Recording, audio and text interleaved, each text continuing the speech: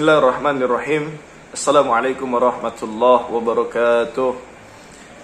Alhamdulillah, salatu wassalamu ala rasulillah alladzi la nabiyya ba'da, amma ba'd. Syukur alhamdulillah, puji syukur pada Allah subhanahu wa ta'ala yang mana masih memberikan kita segala nikmat, nikmat barokah, nikmat kesehatan, nikmat iman, yang mana dengan nikmat tersebut selalu saya menyampaikan kepada saudaraku semua, pada netizen sedulurku semua, berbanyaklah kita mensyukuri atas nikmat yang Allah berikan kepada kita.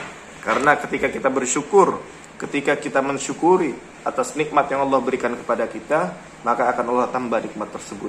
Namun ketika kita tidak pernah bersyukur, tidak pernah mensyukuri atas nikmat yang Allah berikan kepada kita, maka ingat satu hal, azab Allah sangatlah pedih. Jadi sahabat-sahabat, rasa nikmat itu bukan hanya dimiliki oleh orang kaya aja. Jadi nilai nikmat itu bukan hanya setara anggota Dewan, DPRD, DPR RI. Nikmat itu bukan hanya bisa dirasakan oleh sekelas presiden. Rasa nikmat itu bukan hanya bisa dirasakan oleh kalangan orang-orang yang menerima gaji per bulan itu miliaran, ratusan juta, enggak. Jadi rasa nikmat itu bisa dirasakan ketika kita bersyukur atas apa yang Allah berikan kepada kita. Itu nikmat. Makanya uang 1 jutamu sama uang 1.000 rupiah yang orang lain terima, itu bisa jadi rasa nikmatnya itu lebih nikmat lagi yang 1.000 rupiah daripada yang 1 juta, kalau misalkan kita bersyukur. Nah itu sahabat, tidak lupa salawat berikan salam kita hadiahkan kepada junjungan baginda Nabi Agung Nabi Rasulullah Sallallahu Alaihi Wasallam. Allahumma salli wa sallim wa barik alaih.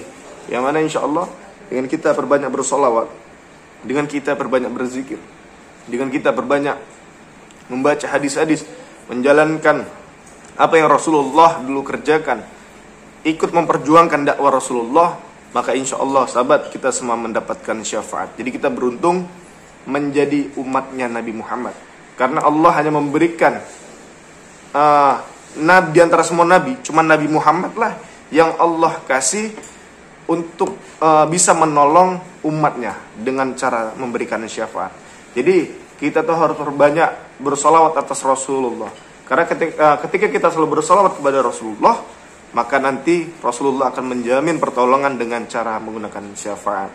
Jadi sahabat, selama kita hidup di dunia ini, perbanyaklah kita berkumpul dengan orang-orang ahli solawat, dengan orang-orang ahli zikir, dengan orang-orang ahli ibadah.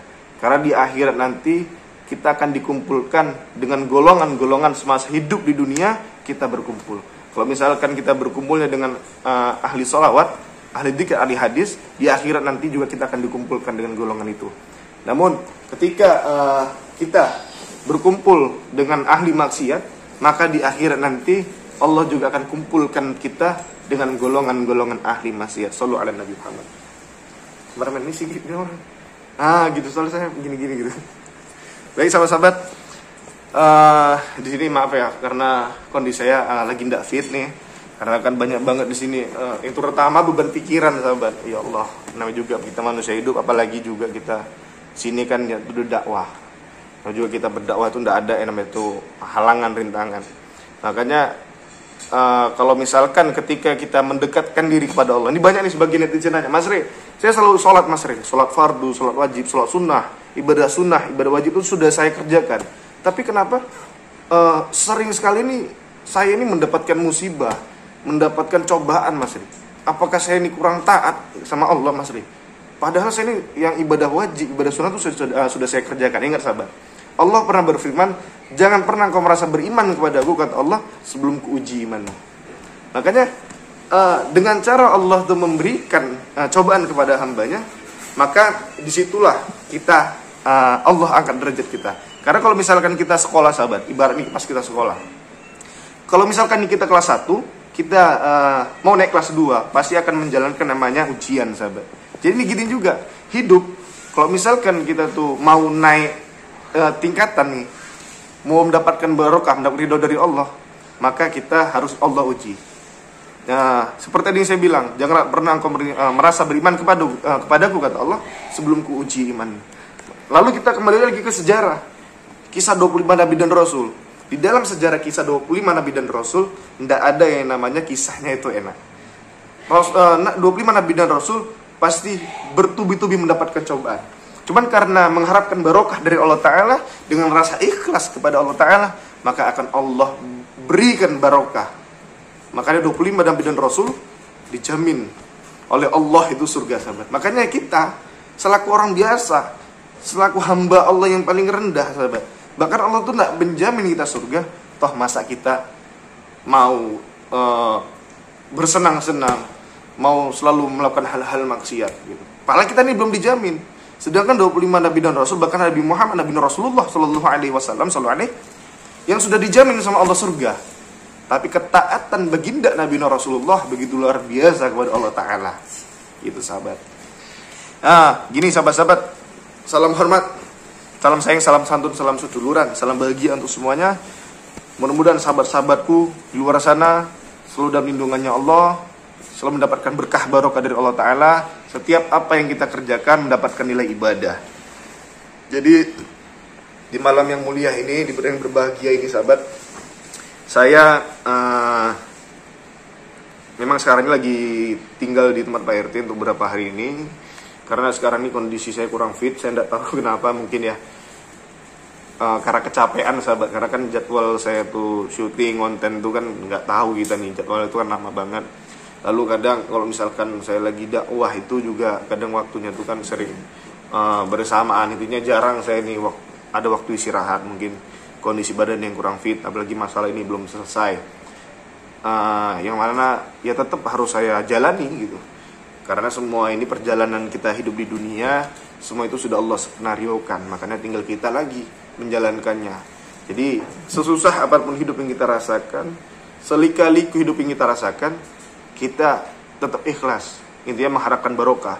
Karena ketika segala sesuatu kita mengharapkan barokah dari Allah Ta'ala, maka tidak ada yang sia-sia. Insya Allah dunia wal akhirah akan kita dapatkan. Jadi di sini kebetulan saya tidak ada tamu khusus nih ya, tamu spesial, Mbah Husin. Masya Allah. Sehat Mbah Husin? Alhamdulillah. Udah makan tak? Alhamdulillah sudah. Apa kameramen biasa ya? Jadi biar suara jelas ini.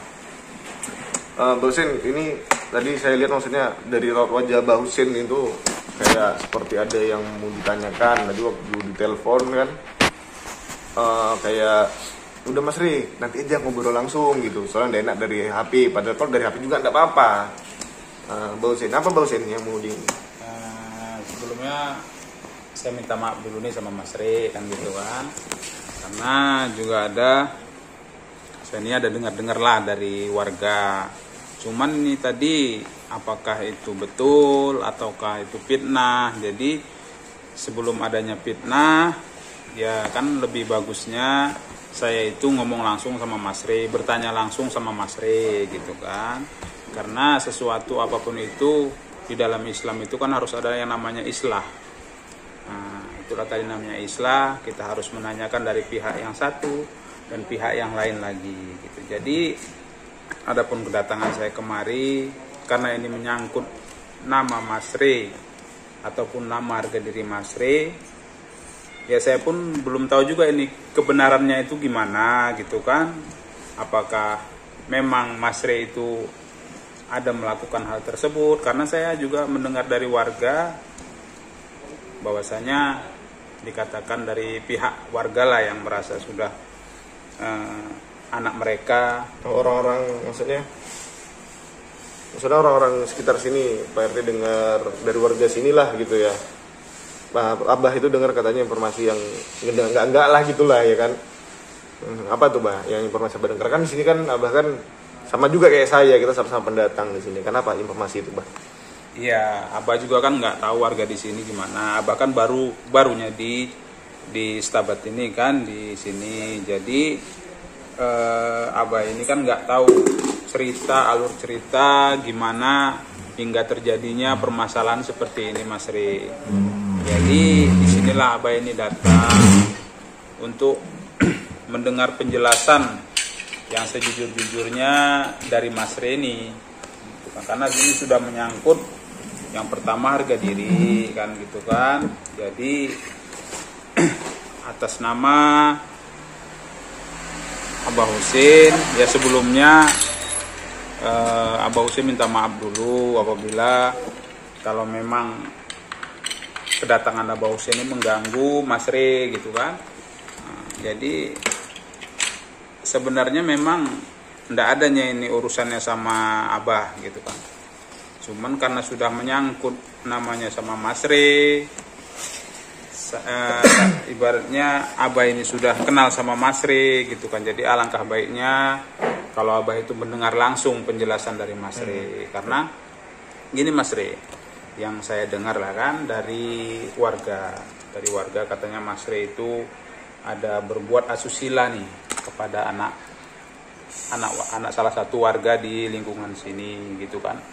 Jadi saya pun gimana ya Mas Re, saya mendengar ini rasanya saya pun kurang percaya gitu kan. Tapi yang namanya mereka itu kalaupun kita nyatakan ini tidak mungkin, ya mungkin mereka punya pahaman lain lagi, punya alur cerita yang lain gitu kan. Jadi maka daripada itu saya ingin mendengarkanlah klarifikasi dari Mas Re, gimana alur cerita yang sebenarnya sampai terjadi hal seperti ini gitu kan. Nah, karena ini kan sudah menyangkut nama baik Mas Re, nama baik Mas Re gitu kan. Karena Mas Re kan sudah dikenal sebagai ustadz, sebagai pendakwah. Jadi kalau sempat ada berita yang seperti ini, ya seperti saya lah kan. Saya sudah kenal Mas Re gitu kan. Jadi kan tidak mungkin saya itu diam saja gitu kan mendengarkan berita seperti ini gitu. Jadi saya mohonlah kepada Mas Re itu jelaskan kepada saya duduk perkaranya gimana gitu kan. Karena saya lihat suasananya di lingkungan sini sudah memanas ini Mas Re. Iya benar. Jadi gini Bang Husin. Jadi awal masalahnya kan ini. Jadi kemarin itu ada di sini salah satu warga binaan dari Pak RT sendiri kan gitu. Jadi beliau itu membuat laporan sama Pak RT. Ini awal saya jelaskan dari awal biar tidak ada kesalahpahaman gitu Bang Husin ya. Jadi beliau itu menyampaikan bahwasannya anak dari korban yang mengaku sebagai korban gitu, warga di sini atas nama Pak Andi tadi, dia memiliki anak atas nama Rizka. Jadi si Rizka tadi tapi Pak Andi bahasa itu menyampaikan ke saya, anaknya itu ngelapor ke orang tuanya si Andi tadi bahwasannya telah dicabuli lah gitu bahasa kita, dicabuli atau menerima tindakan asusila atas tuduhan yang tersangkanya itu saya. Nah, dan penjabaran dan penjelasannya tadi, si anak tadi yang bernama Rizka itu pernah menjadi pasien saya. Nah, gitu. Tapi karena saya kan toh juga tidak merasa melakukan itu kan itu. Tapi karena di sini saya kan berada di kampung orang. Sama juga sih seperti Abah Husin kan, karena di sini kan kita sebagai tamu gini. Di sini saya kan minta juga bertanya kepada Pak RT alamatnya di mana kan itu sebenarnya juga. Dan di pembahasan itu saya nanya sama orang tua dari si Rizka tadi, si Pak Andi tadi, Pak Andi, kenapa kita ngobrol ini tidak di rumah Pak Andi langsung? Karena kemarin waktu kami ngobrol itu beliau tuh ngajak kami di warung gitu sambil ngopi. Itu kejanggalan pertama bagi saya. Karena agak keanehan nih, ada aneh gitu, ada kayak aneh aja gitu. Dia sebagai pelapor menuduh saya atas kasus tindakan asusila, tapi nggak mau saya klarifikasi atau temen itu di rumahnya sendiri, malah minta di luar gitu. Lalu yang kedua, ketika saya bilang Pak Andi boleh nggak saya tuh ngobrol langsung sama anaknya Pak Andi, jadi saya bisa ngeliat nih, dan di situ alasannya anaknya nggak mau ketemu saya. Gimana coba Bang Husin kalau misalnya seperti itu?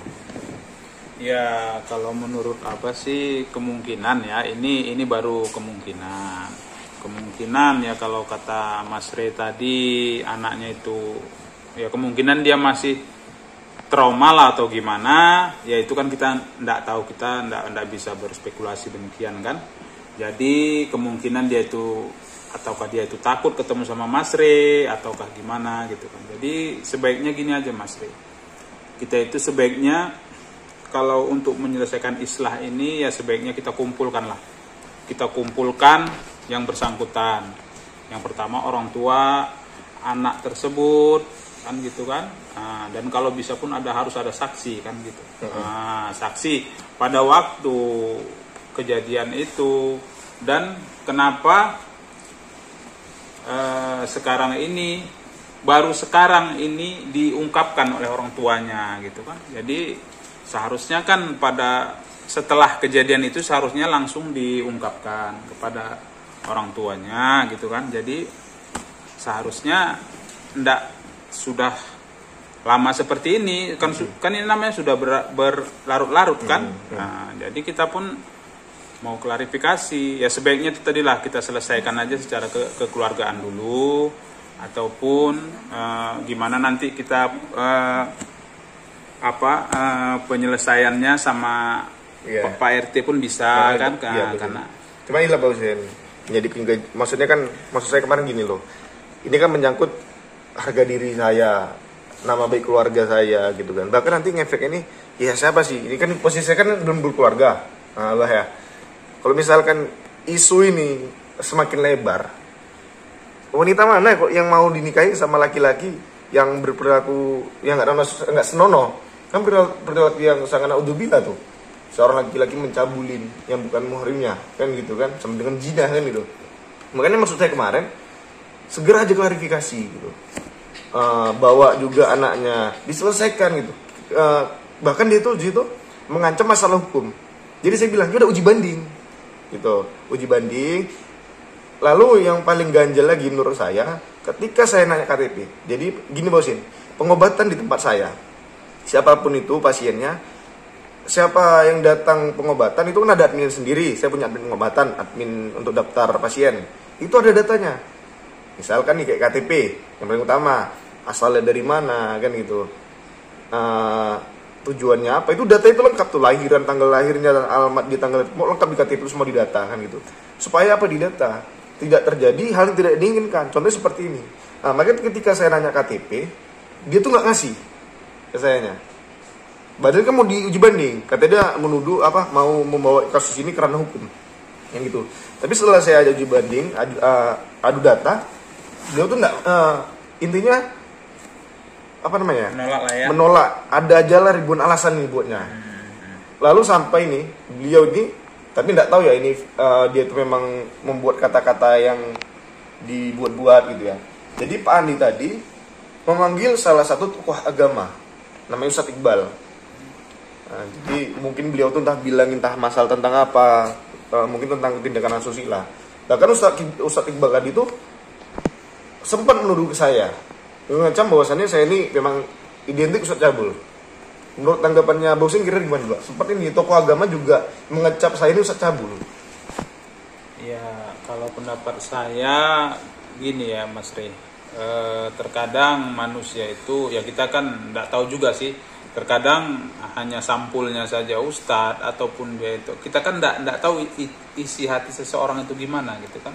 Terkadang makanya itu tadi saya kemari itulah untuk islah kepada Mas Rey, karena saya memutuskan juga nanti suatu perkara ini kan nggak mungkin saya itu mendengarkan dari satu belah pihak saja gitu kan. Ya, saya juga harus mendengarkan dari pihak yang katanya anaknya itu dicabuli oleh Mas Rey gitu kan. Jadi ya kemungkinan nanti saya juga akan tanya mereka gitu kan, gimana klarifikasinya, gimana nanti kejadiannya, itu harus diklarifikasi semua gitu kan. Karena ini masalahnya kan tidak mungkin dari sebelah pihak Mas Rey saja yang saya tanyai kan. Ya insya Allah nanti akan saya jumpai juga yang namanya Pak Andi tadi ya Mas Rey ya. Jadi ini berarti waktu pas pertama Abah Husin mendengar itu kira-kira apa tanggapan pertama kali dengar? Ini Mas Rey itu yang namanya Mas Rey yang diundang sama Pak RT telah melakukan pencabulan sama anaknya Pak Andi. Gitu itu tanggapannya Abah Husin pertama kali dengar tuh gimana tuh ekspresinya gitu, Bah? Ya kalau saya pertama dengar ya saya mendengar gini loh. Karena saya itu dari dulu ya, saya itu dengar suatu berita, apapun beritanya itu saya tidak langsung masuk gitu kan. Karena kita kan sudah saya katakan manusia ini kan punya filter. Terkadang itu tadi Mas Rey, ya kita kan ndak bisa juga seperti saya katakan tadi, kita ndak bisa rambut sama hitam, namun isi hati orang kita ndak tahu kan. Ya pertama ya saya kaget tuh Mas Rey dengar, loh apakah mungkin kan seorang Mas Rey bisa berbuat seperti itu gitu kan. Cuman saya juga berpikir ya kemungkinan itu tadi Mas Rey, karena kita hidup ini karena ini ya bagi saya lajang gitu mungkin ya. Ya bisa jadi. Dan gini juga Mas Rey, terkadang makin tingginya pohon itu hembusan angin itu kan makin kencang Mas Rey. Nah, jadi kita menyikapi hal ini ya itu tadi juga kan, makanya saya datang kemari Mas Rey untuk menjumpain Mas Rey ini kan, untuk klarifikasi sama Mas Rey gitu kan, apakah memang benar Mas Rey ini melakukan hal tersebut kan gitu kan. Ya rasa saya sih, saya kurang percaya juga kan kalau Mas Rey bisa melakukan hal seperti itu. Nauzubillah Mas Rey ya kan. Iya benar-benar. Ya intinya gini loh bos ini. Namanya juga saya memiliki prinsip gini. Apalagi saya kan di sini kalau orang bilang katanya ya walaupun saya nggak pernah ngaku diri saya ini ustadz, dan orang kan menganggap saya ini memang biografi saya ini kan ustadz, orang menganggap saya ustadz gitu. Jadi tugas saya ini kan berdakwah gitu. Jadi namanya juga kita dakwah, walaupun kita seorang ustadz yang kita sampaikan kebaikan, namanya juga manusiawi. Makanya hidup ini ada yang pro dan ada yang kontra, ada yang suka dan ada yang tidak suka kan gitu. Saya memiliki kalau misalnya mungkin aja nih beliau ini merasa kayak tidak suka dengan kehadiran saya di sini. Itu sih menurut tanggapan saya, karena saya tidak pernah saya merasa saya itu melakukan hal seperti itu. Nah itu tadi. Ya, itu sih memang bentuk sih. Bahkan saya berani ya, demi Allah demi Rasulullah, saya itu memang tidak pernah melakukan hal seperti itu. Demi Allah demi Rasulullah nih, ini udah tidak main-main nih kan. Saya udah demi Allah demi Rasulullah, saya memang tidak pernah melakukan hal itu kepada anaknya si Pak Andi tadi yang mengaku sebagai orang tua si Rizka. Bahkan yang namanya Rizka itu aja pun saya tidak pernah ketemu gitu. Dan saya tidak pernah tahu Rizka itu yang mana. Saat ini Abu Hussein di posisi saya seperti ini, kira-kira mau gimana coba? Saya mau membela diri, ya ini bukan kampung saya tidak punya siapa-siapa di sini, saya tidak kenal sama siapa-siapa kan gitu. Cuman saya yakin ya namanya kita orang baik, kita selalu berbuat baik, pasti akan ada orang-orang baik yang nolong kita. Ya walaupun perjalanan hidup kita tidak tahu, lika-liku hidup kita tidak tahu, karena kita hidup ini kan udah Allah skenario kan gitu, ya kan? Itu tadi. Makanya ya kalau misalkan saya dituduh melakukan seperti itu ya demi Allah demi Rasulullah, saya tidak pernah melakukan itu kepada anaknya si Andi tadi, si Pak Andi tadi. Bahkan seorang ustadz yang ahli agama di sini pun itu yang saya herankan. Itu tokoh agama di kampung. Kok bisanya tanpa ada bukti yang jelas langsung menyalahkan saya. Bahkan memang memvonis bahwasannya saya ini seakan-akan memang benar-benar salah sebagai pelaku gitu. Bukan tersangka lagi. Jadi mereka memvonis seakan-akan saya ini sebagai pelaku. Sampai saya diancam memang mau disiapkan pengacara untuk dilanjutkan di jalur hukum. Saya bilang udah mau nggak silakan. Kalau saya tidak pernah melakukan itu. Jadi kalau menurut saya Mas Rey sebaiknya itu tadilah kita klarifikasi aja ya kan sama keluarga Pandi tadi gimana jalan terbaiknya gitu kan.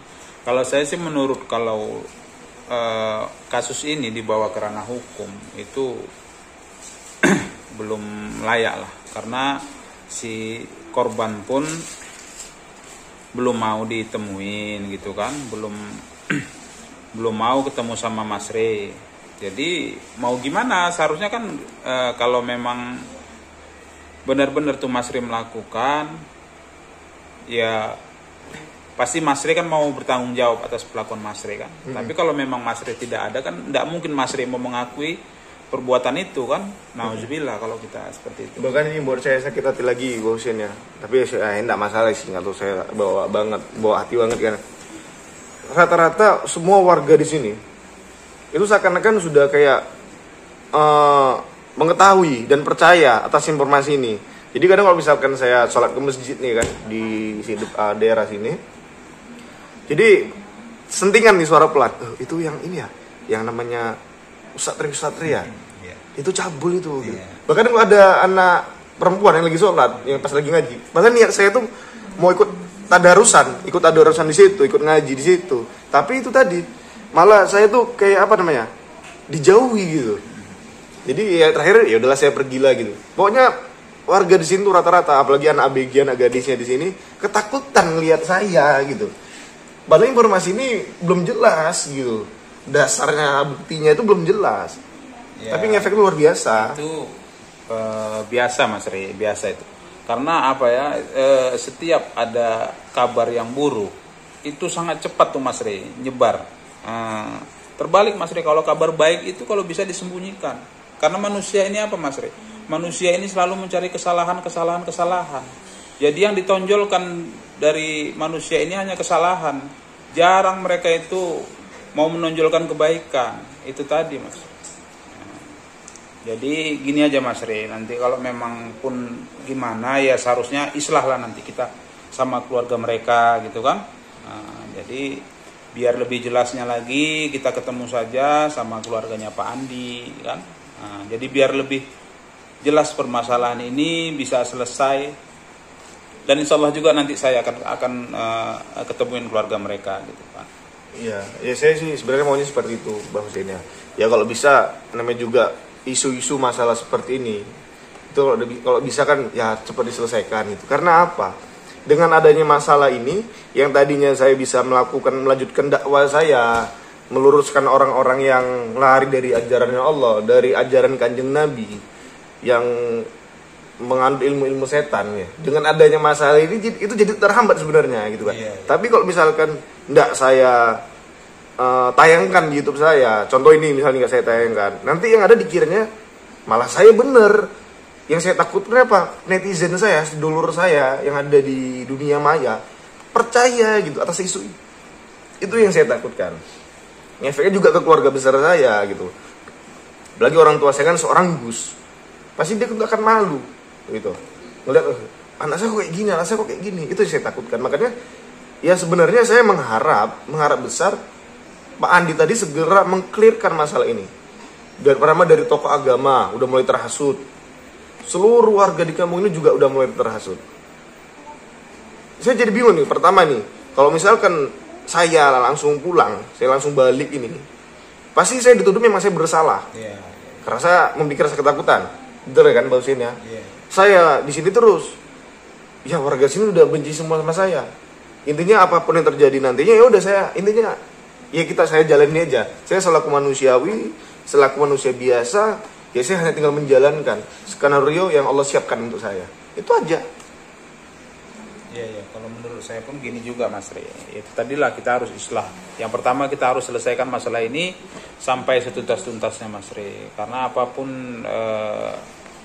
ceritanya, apapun nanti di belakang ini, ya jadikanlah ini sebagai pelajaran kita kan gitu kan. Karena manusia ini tidak lepas dari segala ujian Mas Rey.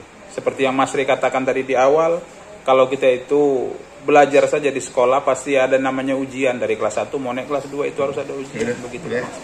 Udah intinya gitu Pak, intinya kita Bah Husein ya. Ya kita intinya saya berharap ini akan kita selesaikan. Ya alhamdulillah Bah Husein nggak langsung percaya gitu aja gitu. Ya Bah Husein kita kan tadi kan belum ada apa nih pembukaan tadi kita istighfar bareng-bareng ya. Allah Akbar.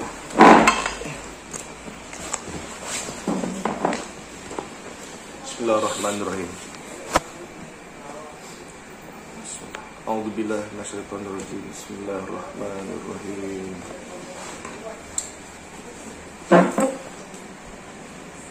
Astaghfirullahaladzim. Ya Allah, ampuni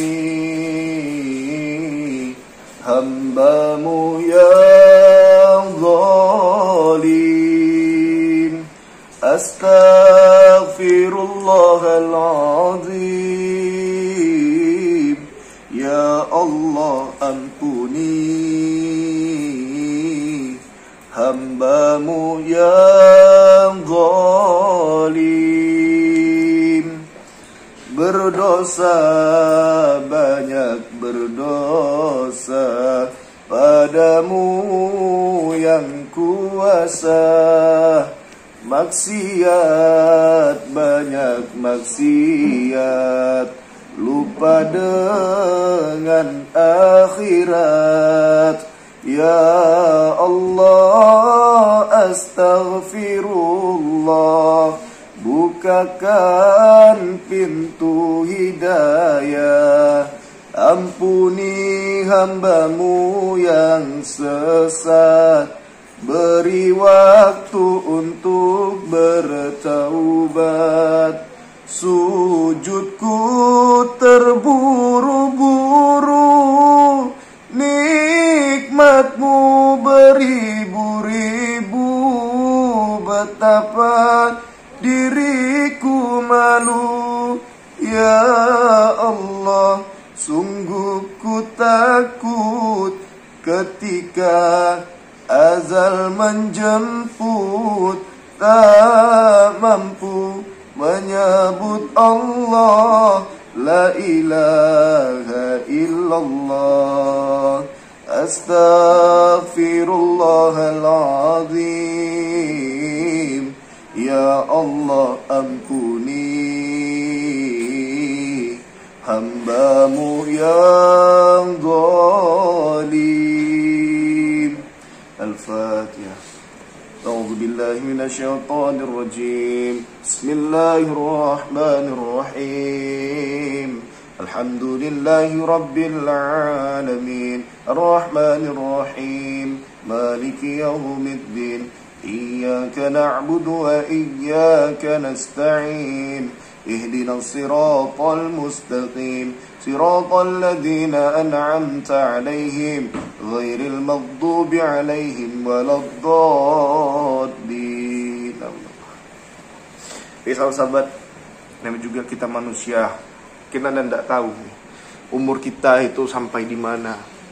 Makanya kita hidup di dunia sebenarnya kita harus mempersiapkan nanti kita meninggal. Manusia, makhluk yang Allah ciptakan yang bernyawa pasti akan mati pada akhirnya. Kita tidak tahu. Makanya beribadahlah kita seakan-akan esok kita akan meninggal.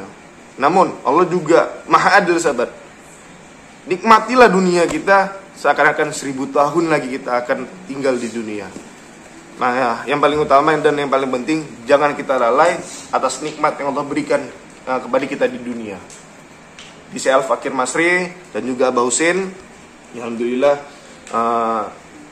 di malam yang mulia ini kita masih bisa bertatap wajah walaupun lewat dumai dunia maya.